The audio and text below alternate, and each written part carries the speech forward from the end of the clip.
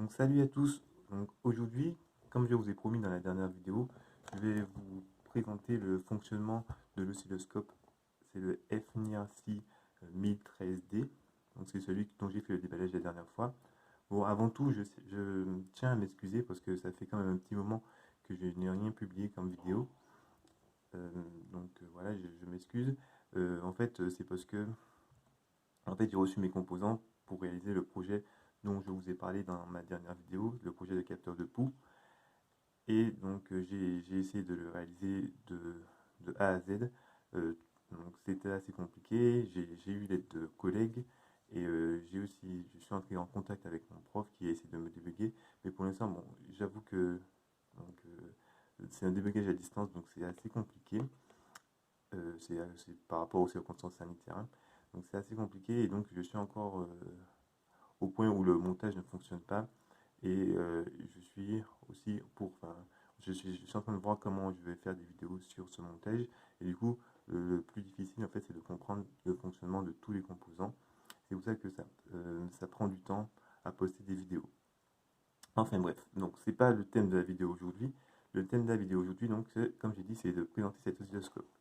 D'accord. Donc, alors, on ouvre sans plus tarder. Donc, je ne vais pas refaire la présentation, mais bon. Là, on a les sondes, comme je l'ai déjà montré. Là, on a un petit manuel. D'accord. Donc, ce manuel, il est en anglais, comme vous pouvez le constater. Et puis là, c'est l'oscilloscope. Donc, c'est lui que je vais vous présenter. Alors là, je vous avais dit qu'on a la prise, mais qui est plutôt adaptée à un secteur de type chinois. Et puis on a le câble USB pour relier en fait l'oscilloscope à ce chargeur. D'accord. Et voilà. Donc comme vous voyez, je vous ai dit, là il s'agit d'un adaptateur de type prise plutôt chinoise. Donc j'ai acheté cet adaptateur là pour le brancher sur un secteur de type français. D'accord. Ok. Donc voilà. Donc voici notre oscilloscope. Donc ici. Donc attendez, je vais régler ça tout de suite. Donc on va le voir de près. Ok.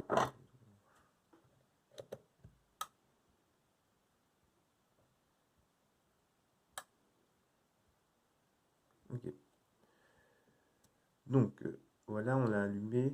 Donc là je vois que on voit ici la batterie. Donc la batterie qui n'est pas très chargée. Donc je vais tout de suite le brancher. Et puis donc je continue la vidéo. D'accord. Donc voilà, notre oscilloscope est branché. Et donc on peut continuer. Alors, donc, donc la première chose qu'on voit quand on a l'oscilloscope, c'est que on a un menu supérieur qui est horizontal et un menu sur le côté droit qui est plutôt vertical. D'accord. Donc ce qu'il faut remarquer tout de suite, c'est que il y a des boutons. Enfin, il y a des parties, d'accord, des parties qui sont tactiles. Donc ici, ici, move fast, move slow aussi. Et puis ça aussi, c'est tactile. Donc tout ce qui est sur les côtés là, c'est tactile. Donc je vais vous présenter ça tout de suite. Alors, la première chose à faire déjà, c'est que on va prendre les sondes. Parce qu'il y a un réglage à faire. Ok. Je vais vous montrer comment on fait le réglage tout de suite.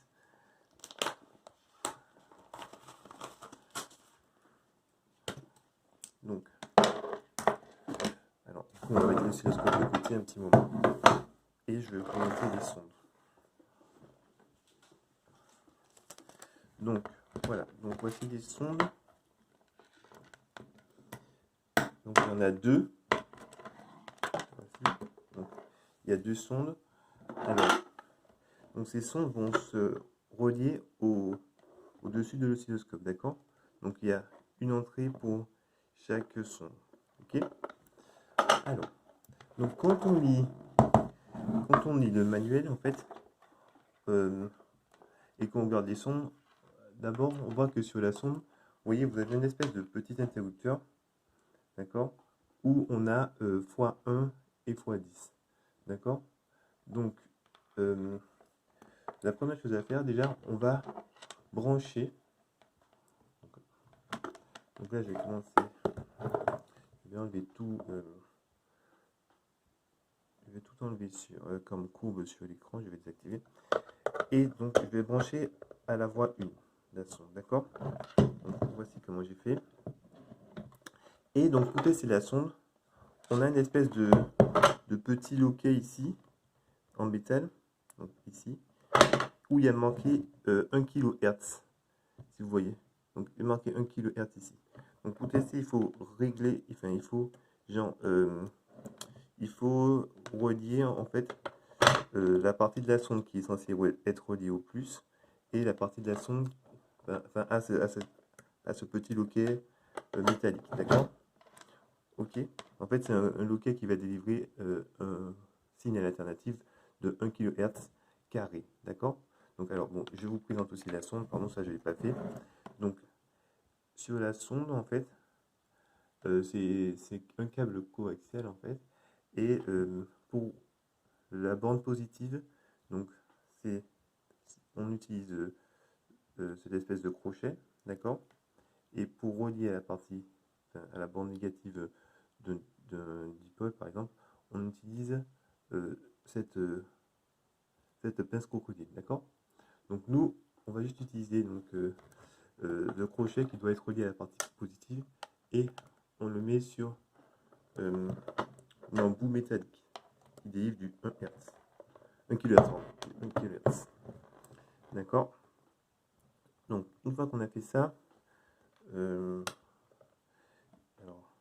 donc là, j'ai relié sur la voie numéro 1. Du coup, alors, sur le menu supérieur, pour activer la voie numéro 1, vous cliquez sur CH1, et vous appuyez plutôt sur CH1, et donc devant OpenCH, vous faites On.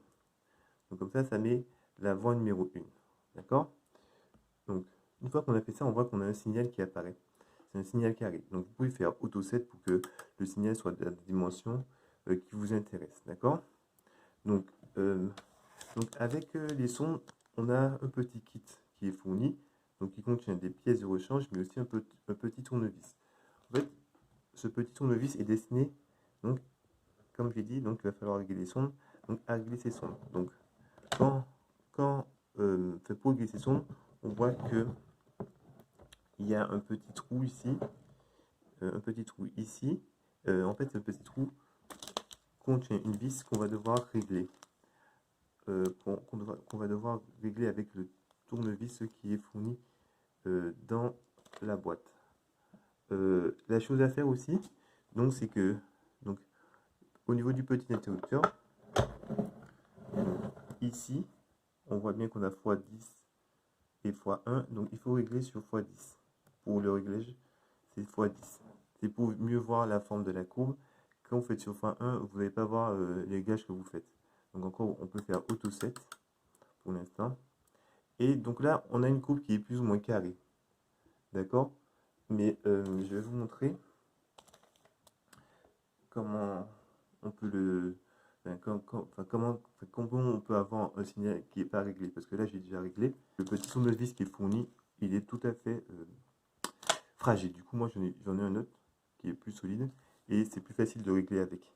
Donc, je vais vous montrer qu'est-ce que ça donne. Bon, vous voyez déjà qu'on met le tournevis, ça déconne. Donc, je vais vous montrer qu'est-ce que ça donne quand c'est pas réglé. Donc, je vais essayer de dérégler ça.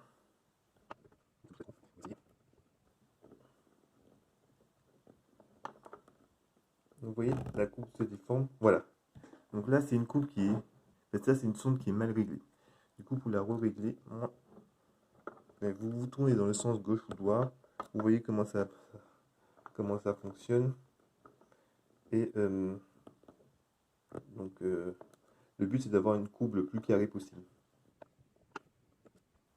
Je ne suis pas satisfait. Bon, j'avoue que c'est un peu compliqué à régler.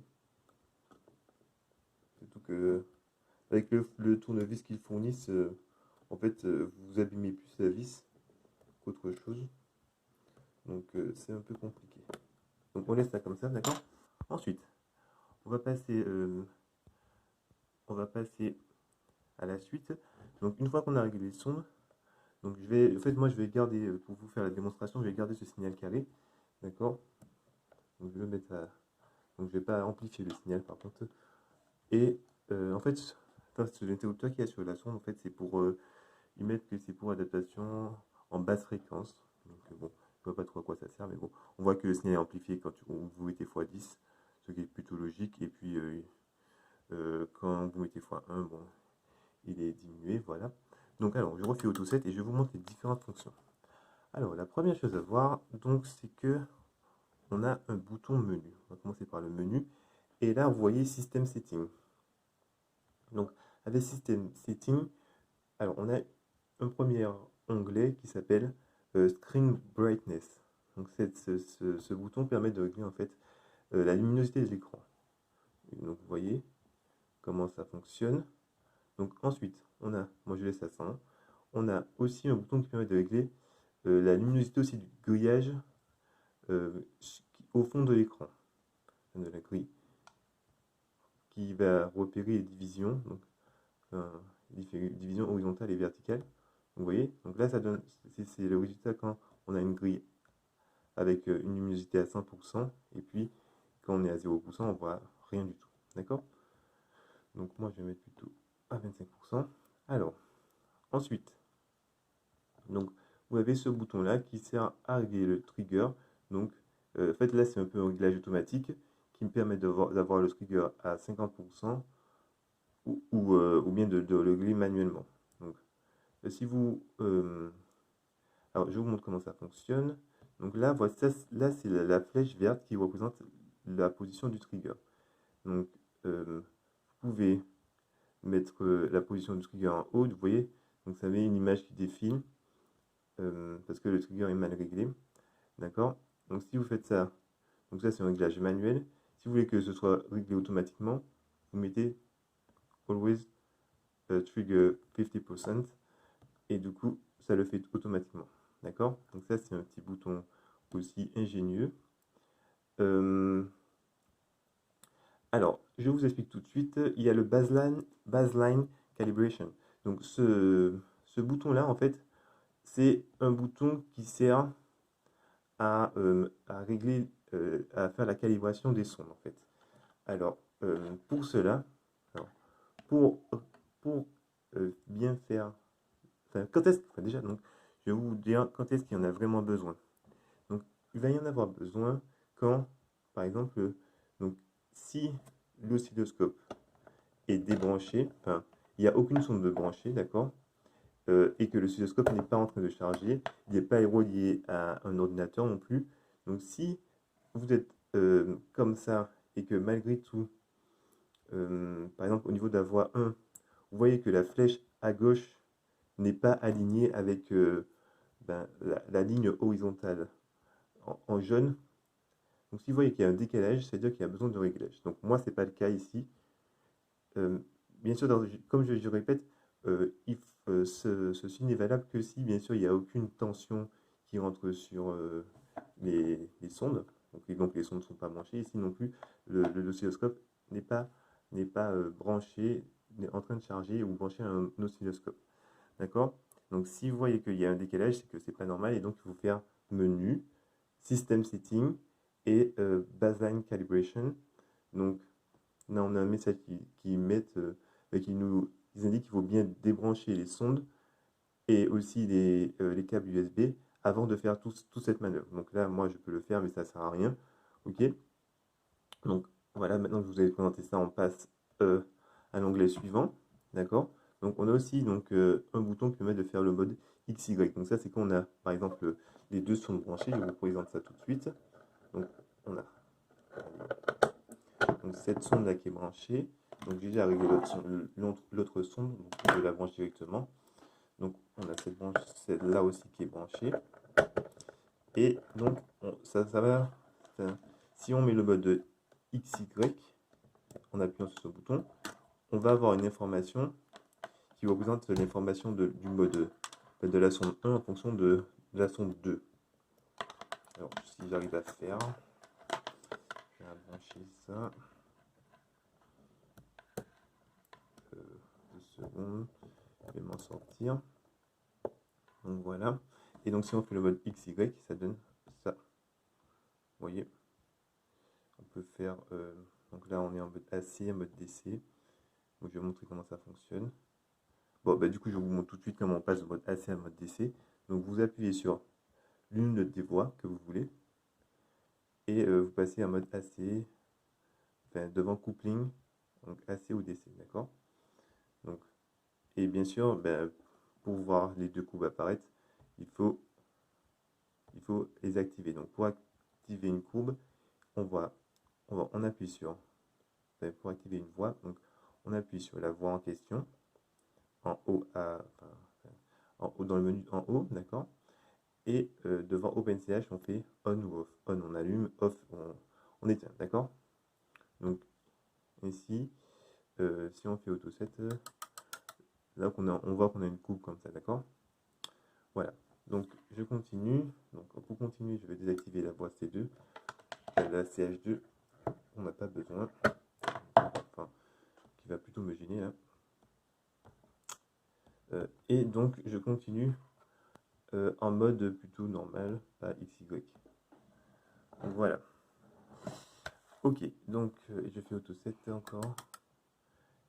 Ok. Donc moi j'ai continué avec aussi Always Trigger à 50%. Ok, donc ensuite je vais vous présenter ces boutons là, mais on va continuer avec, avec le reste plutôt. Donc alors je vous présente tout de suite comment, enfin, le menu pour la voie CH1, c'est exactement le même pour la voie CH2. Donc je vous ai déjà présenté l'onglet OpenCH. Là c'est pour faire les transformés de foyer devant OpenFFT. D'accord, donc là j'en ai pas besoin. Ensuite, donc ça c'est pour régler devant coupling, on règle AC ou DC. Ok. Et puis là aussi on a une comment dire, amplification numérique qu'on peut faire au niveau des sondes, donc x10, x100, x1 aussi. D'accord, donc c'est exactement le même menu comme je disais pour CH2. Ok. Alors on a Run ici, donc j'ai dit qu'on ne peut pas toucher. En fait, ce bouton-là, cette section qui est affichée, en fait, dit si on a figé l'image ou pas. Et pour figer l'image, en fait, il suffit d'appuyer sur Run, enfin, le bouton dans le menu à droite, vertical. Donc c'est le deuxième bouton, et donc qui dit, qui permet de figer ou non l'image. Et donc cette information apparaît ici. Ensuite, donc je parlais de ceci. Ceci, ça correspond en fait à la base temps, d'accord? C'est-à-dire en horizontal, combien de secondes on a par division de secondes. Du coup, donc là, c'est pas en appuyant sur ça qu'on peut régler la base temps. Pour régler la base temps, en fait, vous voyez la courbe ici. Voilà. Il suffit d'appuyer donc à gauche ou à droite, d'accord? Donc alors l'échelle minimum, le grossissement minimum qu'on a, c'est 50 secondes par division, d'accord? Donc pour dézoomer, il faut appuyer sur la partie droite, donc à droite de l'axe du repère vertical. Donc si vous appuyez à droite, donc là vous zoomez, d'accord? Donc on voit donc le zoom maximum qu'on peut faire, c'est donc 10 nanosecondes par division. Par contre, si vous appuyez à gauche, c'est là que vous dézoomez. Et donc, vous pouvez dézoomer jusqu'à 50 secondes par division. Ok. Donc là, vous voyez que le signal apparaît au ralenti. Donc c'est pas une anomalie, c'est parce qu'on est à une échelle de 50 secondes par division. Ok. Donc ensuite, on a cet onglet, donc Move Fast ou Move Slow. Donc cet onglet, en fait, ça va permettre de déplacer, ça va gérer en fait le déplacement de la courbe. D'accord? Donc, c'est-à-dire, alors je m'explique tout de suite. Donc avant ça, je vais refaire le zoom pour que ce soit plus facile pour nous de travailler. Donc voilà, donc Alors, si vous êtes en mode move slow, donc j'ai dit qu'on peut, on peut bouger la courbe simplement comme ça, d'accord? Donc, si on met en mode move slow, euh, ben, les déplacements qu'on va faire sont pas très sensibles. Alors que si on met en mode move fast, vous voyez que là, si on bouge, les déplacements, pour un petit déplacement du doigt sur l'écran, on peut avoir euh, un grand déplacement de la courbe. D'accord? Donc c'est à ça que sert ce bouton. D'accord? Ok. Donc du coup, donc vous pouvez appuyer sur la courbe pour la déplacer ou bien sur juste sur le fond, hein, pour déplacer la courbe. Donc moi je mets le repère de départ donc à et vous le temps c'est à 0 et pour la tension je le mets aussi donc à 0. Voilà. Donc ok, donc je continue. Ensuite, du coup, donc ça, on a cet onglet-là donc qui permet de régler le mode du trigger. Donc auto, single ou normal. Donc aussi de prendre le front montant ou descendant. Donc vous voyez devant trigger edge, d'accord? Et de choisir donc quelle voix on va choisir comme référence. Donc channel 1 ou channel 2, d'accord? Donc vous avez vous avez le choix en sachant qu'en général on prend le signal qui a la période la plus grande. D'accord? Donc la fréquence la plus faible. Ok? Voilà. Ensuite, donc, une fois que vous avez fait ça, donc on a ça, la batterie qui indique le niveau de charge. Donc ça, c'est pas nouveau pour vous. Désolé, je vais rebrancher parce que justement la charge n'est pas très élevée. Euh, Bien sûr, comme vous l'avez compris, là, les boutons de charge, on a Power Over. Donc quand c'est chargé, donc on a ce voyant-là qui s'allume. Euh, et puis ça, c'est, vous appuyez sur ça pour allumer ou éteindre l'oscilloscope. D'accord? Donc alors, on en vient au menu sur la droite. Pour le menu sur la droite, donc, alors vous avez contrôle. Le bouton contrôle, il va permettre en fait de régler euh, comment dire, l'échelle des tensions, c'est-à-dire l'échelle verticale. Donc, alors vous avez donc V+ ou V-. Donc V+ c'est pour zoomer, V- c'est pour dézoomer. Et après vous avez le même en bas, en fait il y en a un pour chaque voie, d'accord? Donc là on est à la voie 1. Donc vous voyez qu'il y a indiqué CH1 ici. Donc quand vous appuyez sur V+ ici, ça va zoomer pour CH1, et V- ici, ça va zoomer pour ça va dézoomer pour CH1. D'accord? Donc là, c'est pour CH2 et puis 50% trigger. Pour le 50% trigger, donc c'est une manière de mettre le trigger à 50% automatiquement. Enfin, en appuyant sur ce bouton. D'accord? 50% trigger. Si vous voulez que ce soit vraiment fait automatiquement, euh, vous appuyez carrément sur ça. D'accord? Ok. Donc, ok, c'est fini avec le bouton contrôle. J'ai déjà montré One Stop. Ensuite, donc il y a les curseurs. Donc, curseur pour mesurer le temps. Par exemple, vous avez envie de mesurer donc, la durée d'une période. Vous mettez le curseur ici. Donc là, c'est comme deuxième curseur et le premier curseur ici. Donc, ça, c'est toute une période. Et on voit que la période est d'environ 1 milliseconde, qui est normal, parce que donc, je vous rappelle qu'on a branché sur un signal 1 kHz. Donc, 1 kHz, c'est la fréquence. Donc, la période, c'est 1 sur 1 kg. Donc, 1 sur 10 puissance 3, c'est donc 10 puissance moins 3 secondes. Donc, 1 milliseconde. Ok, bon. Du coup, bon, pas plus de cours de maths. On passe au bouton pour mesurer euh, la tension. En fait, on a les curseurs pour la tension. Donc, je vais désactiver les curseurs pour le temps. Donc, de façon à afficher que les curseurs pour la tension. Par exemple, si on veut mesurer VPP, c'est-à-dire la tension pic to pic, ben, on a qu'à placer le curseur sur la partie supérieure de la courbe et donc le curseur inférieur sur la partie inférieure de la courbe. Donc, en fait, ça se place automatiquement. Mais vous pouvez mesurer VP, par exemple, la tension pic, là c'est pic inférieur, donc on voit qu'on a 1,56 volts, d'accord? Donc là, vous mesurez comme vous voulez. Ensuite, donc je vais enlever ça. Donc on a les boutons pour ce bouton-là, le bouton Measure. Donc ce bouton, il va permettre quoi? Ce bouton permet en fait de comment dire, d'afficher les mesures qu'on veut. D'accord? Euh, alors, comme vous pouvez le voir, donc, il est possible d'afficher différentes informations. Donc, pour la voie 1 ou pour la voie 2. Donc, ici, c'est les informations qu'on veut afficher pour la voie 1 et ici pour la voie 2. Donc, on voit qu'on a Vmax, Vmin, AVG, ok, je sais pas c'est quoi, VRMS pour la valeur efficace. On a VPP, VP, la fréquence, le cycle, le Tmin, Tmax, et puis le duty cycle, ok. D'accord, pour le rapport cyclique. Ok, donc une fois qu'on appuie dessus, on active et on a toutes ces informations qui vont s'afficher à l'écran, en bas, comme ici. Vous voyez, toutes les informations s'affichent, d'accord. Donc vous faites comme vous voulez. Ensuite, on a donc Save Pic.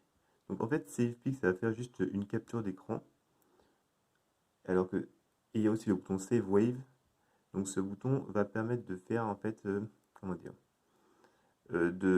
c'est presque comme la capture d'écran, sauf que par rapport à Save Pic, vous pouvez réaliser les mesures que vous voulez sur les mesures que vous voulez sur la photo que vous avez prise. Je vous montre ça tout de suite. Donc ça va être plus parlant. Donc pour avoir accès donc, aux photos que vous avez prises, donc vous avez le menu. Donc vous allez sur menu en haut à gauche et donc vous avez Picture View. Donc là vous avez, enfin, moi j'en avais déjà pris une et vous avez les photos que vous avez prises. Je crois que celle-là c'est celle qu'on vient de prendre et on voit que donc là c'est Save Pic.